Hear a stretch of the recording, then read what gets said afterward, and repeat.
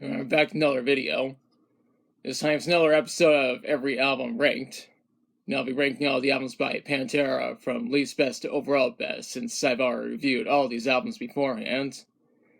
Just to be clear, unofficial bootlegs are being excluded. Also, this does not reflect the opinions of anyone else, it's only my personal opinion.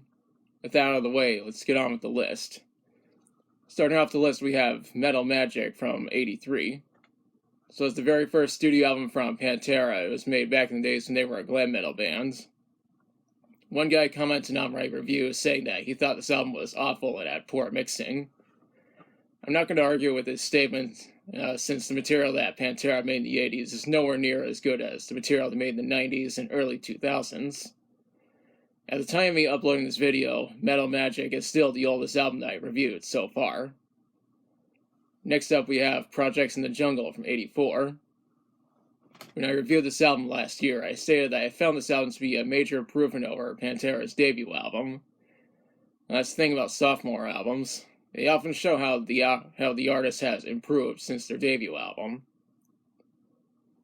Up next is I Am the Night from '85. This album is notable for being the last Pantera album to feature Terry Glaze on lead vocals. I still find it to be an improvement over the band's first two albums. Next album on the list is Power Metal from '88. This album is notable for being the first Pantera album to have Phil Anselmo on lead vocals. Phil would stay with the band until they disbanded in 2003 and is returning to his role as the lead singer for the reunion. This is also the band's final album to be produced by Jerry Abbott. It was also their last album to touch upon glam metal, as well as being the only album that I know of where Phil Anselmo sang on glam metal songs.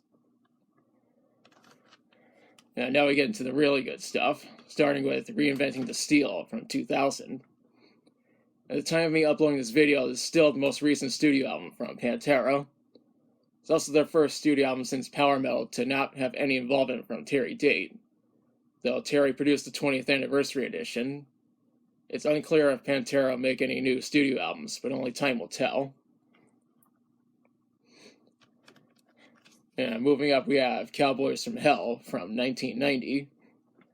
This was Pantera's first album to focus on groove metal, which is a major contrast from their glam metal sound from the 80s.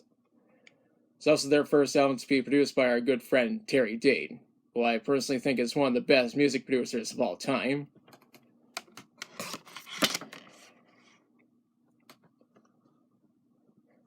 The next album on the list is Official Live 101 Proof. My most recent album review focused on this album. It's also one of only two live albums from Pantera to get an official release.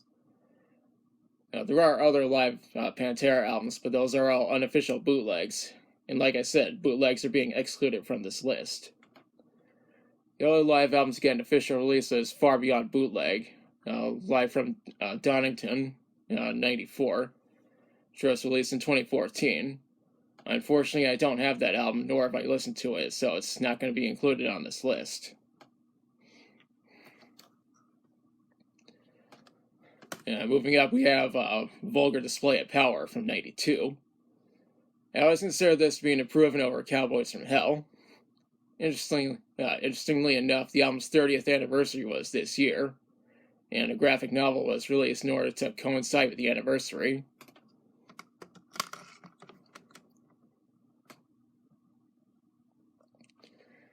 The next album on the list is what many people on Facebook consider to be the best Pantera album. That's right, it's The Great Southern Trendkill from '96. This is considered to be the band's most abrasive and most experimental album to date. It's also their last time working with Terry Date until the 20th anniversary edition of Reinventing the Steel. I'd argue that the experimentation and abrasive sound are contributing factors as to why a lot of people think this is the best Pantera album. This album is a masterpiece, but there is one Pantera album in particular that I think is even better. This is it. My number one pick for the best Pantera album is Far Beyond Driven from '94. This album is notable for being Pantera's first studio album to be released on East West Records, since their previous two records were released on Atco Records. Every Pantera album after this was released on East West Records, with more recent material being released on Rhino Entertainment. The songs on this album are unforgettable, and the story behind it is quite fascinating. Back when I reviewed this album, I mentioned that the original cover was rejected because it showed a drill going at someone's ass. And obviously, you can't show that on YouTube, but you can easily find it on Google if you want to see it, and trust me, you do. Just look up Far Beyond Driven original cover on Google. Once you see that cover, it'll never leave your head.